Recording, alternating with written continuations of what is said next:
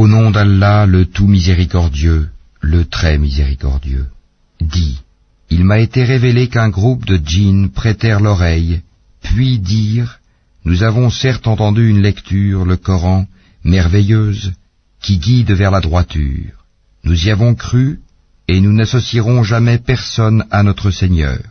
En vérité, notre Seigneur, que sa grandeur soit exaltée, ne s'est donné ni compagne ni enfant.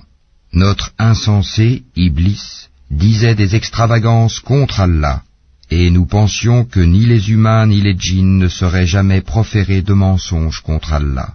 Or, il y avait parmi les humains des mâles qui cherchaient protection auprès des mâles parmi les djinns, mais cela ne fit qu'accroître leur détresse. Et ils avaient pensé, comme vous avez pensé, qu'Allah ne ressusciterait jamais personne. Nous avions frôlé le ciel et nous l'avions trouvé plein d'une forte garde et de bolides. Nous y prenions place pour écouter, mais quiconque prête l'oreille maintenant trouve contre lui un bolide aux aguets. Nous ne savons pas si on veut du mal aux habitants de la terre, ou si leur Seigneur veut les mettre sur le droit chemin. Il y a parmi nous des vertueux, et d'autres qui le sont moins. Nous étions divisés en différentes sectes. Nous pensions bien que nous ne saurions jamais réduire Allah à l'impuissance sur la terre, et que nous ne saurions jamais le réduire à l'impuissance en nous enfuyant. Et lorsque nous avons entendu le guide, le Coran, nous y avons cru, et quiconque croit en son Seigneur ne craint alors ni diminution de récompense, ni oppression.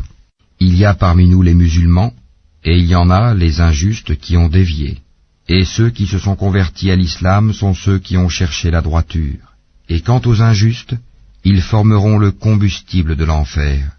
Et s'ils se maintenaient dans la bonne direction, nous les aurions abreuvés certes d'une eau abondante, afin de les y éprouver.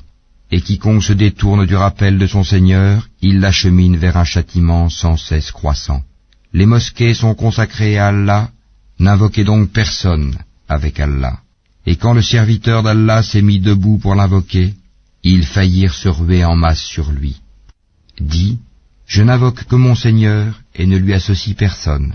Dis, je ne possède aucun moyen pour vous faire du mal, ni pour vous mettre sur le chemin droit. Dis, vraiment personne ne saura me protéger contre Allah, et jamais je ne trouverai de refuge en dehors de lui.